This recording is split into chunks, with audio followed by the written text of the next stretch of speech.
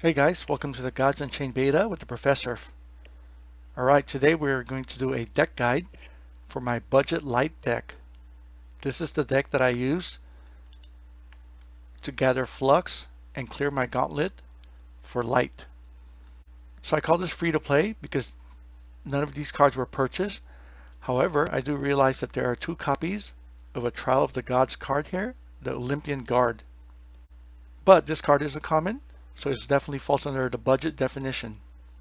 One thing to note about light in this deck is there are some key cards that you need to have before you can play this deck. You need to have the Blind Martyrs and you need to have the Ritual Rods. So these four cards are key. If you don't have this, I would not recommend trying this deck at all. So let's go ahead and take a look at this deck. We have 14 1 mana cards. As I mentioned, we have the Blind Martyr and the Ritual Rods. We have Drider Cellweavers, which are great with the ward. Athenian Archers have the nice 1 damage ping. Shield Bearers are great to buff up our creatures.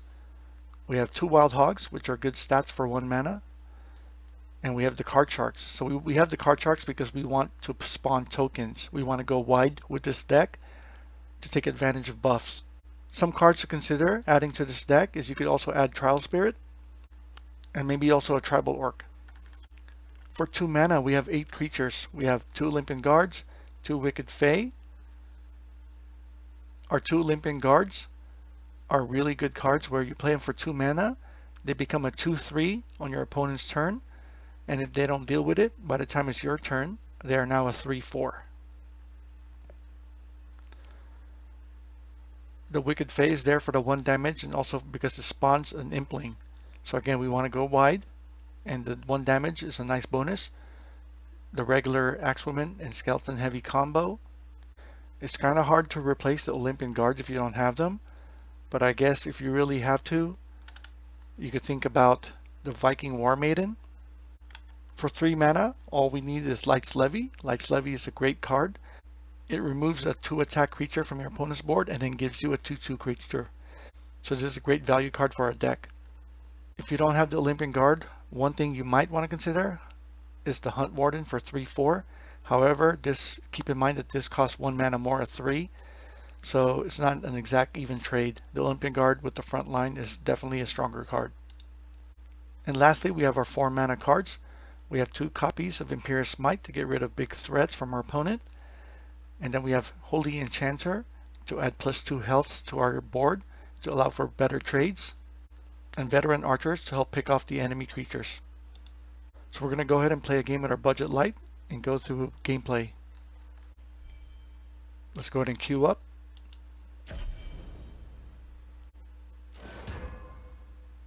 Zoro rank 11. Alright, so for our budget light deck, we always go with Summon Acolyte because we want the extra creature that spawns to go wide. And we are going first. Alright, so we have a good play with the Skeleton Heavy on turn 1. We could probably throw back the Athenian Archer and see if we get something better. We don't need Smite yet. Wild Hog's pretty good turn 1 with Shield Bearer. We might actually keep this for now. Blind Martyr is a good pickup, but we don't want to play Blind Martyr right away. If we play Blind Martyr, and if he plays a bag with Axewoman, we lose the Afterlife ability. So we'll play Wild Hog and just pass.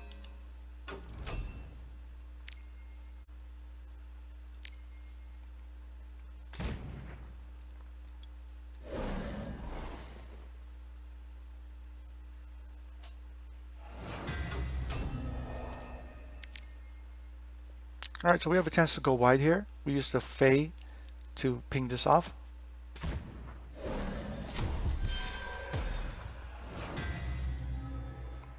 Since we have 3 creatures on board, we could go ahead and get value from the Blind Martyr, so we could go ahead and bag it out.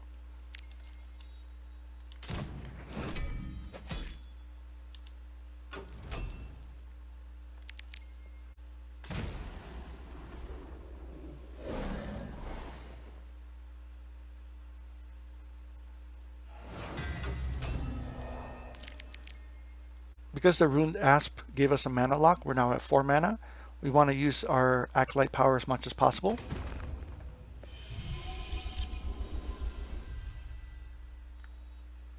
Let's see if the Wild Hog goes face. We want to start going face here. All right, that's good. We want to go ahead and give the 1/1 buff to the Martyr so it survives.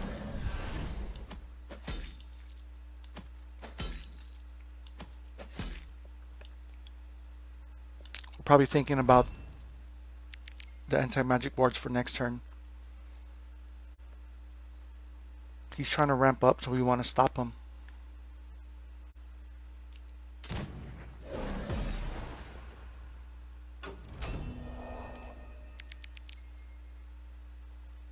Alright, so let's go ahead and get the anti-magic wards.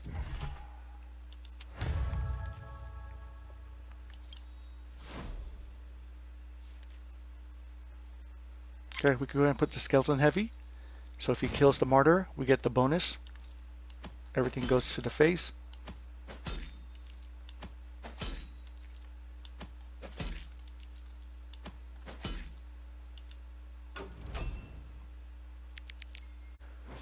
We want to be careful of turn 6. Turn 6 is when they have their removals. So the Martyr put everything out of range of dying, which is what we wanted.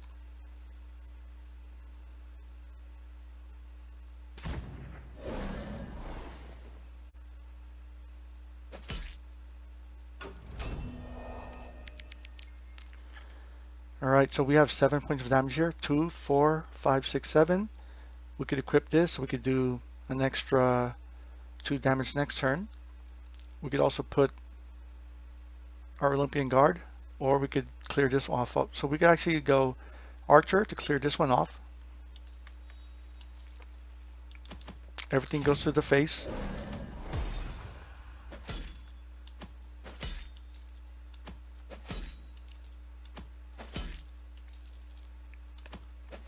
Equip the Ritual Rod.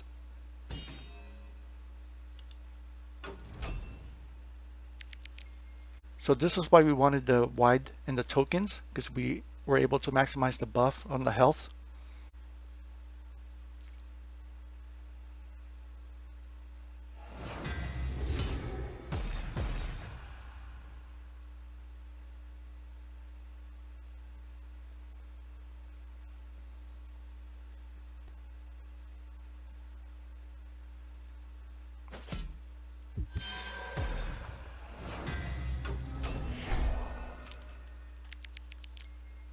Alright, so we continue going directly. 2, 3. We do have to watch out because he might have a board clear next, but we just have to go wide here. We do God Power.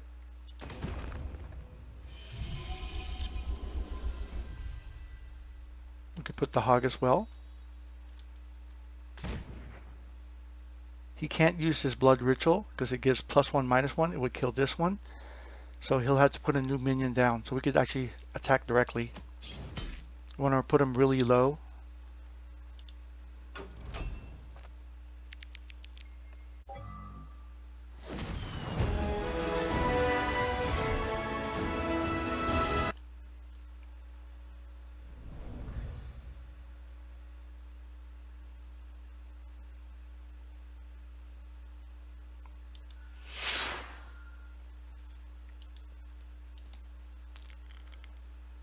So that was our budget Zoo light deck. Some of the key plays we had was the Blind Martyr was able to buff a wide board consisting of our Wicked Fae, Skeleton Heavy, and our God Power Summon Acolyte.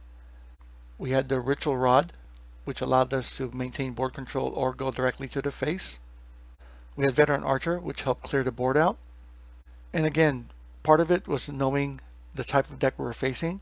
Our opponent was trying to ramp up as quick as possible. So because we had a wide board and many creatures attacking directly to gain favor, we were able to purchase the anti-magic wards, which definitely pushed them back a turn from whatever he wanted to do, and that helped us out. Another replacement to mention is because this one's a rare, if you don't have Veteran Archer, you could put a 4 mana Carthaginian Marine. So it costs the same mana. The only difference is this one does 2 damage to one creature, This one does 2 damage, but split up 1/1, and you could target 2 different creatures. So almost the same effect, but with a slight nuance. But I would say you could substitute that easily. All right, one thing to mention to make an upgrade in this deck is if you have a core legendary, Asterius Glittering one, this 6 mana legendary gives +2/+2 for all your creatures with 2 attack or less. This one fits right into the budget zoo since most of your creatures have 2 or less attack. So it's definitely something that you need to put into this deck if you have it. You'll see that it adds a win condition to the deck where everything on your board gets buffed up with a +2/+2. Currently, this budget zoo version, the win condition is just to overwhelm your opponent by controlling the board and doing chip damage every turn and summoning a Acolyte every turn. So it's a slow process of chipping away at your opponent. So if your opponent is able to draw a board clear, then you're in a tough spot. But if you have Asterius to add into the deck, the amazing +2/+2 Roar ability gives you an instant win condition to push burst damage. So definitely throw that card in there if you have it. All right, so that's my free-to-play budget zoo light deck. Some of these cards we didn't even have to draw and we were able to win quickly. So the keys to victory is to go wide, control the board early, and just push the face damage when you can and get some favorable trades on the way. All right, guys, give the deck a try and let me know what you guys think.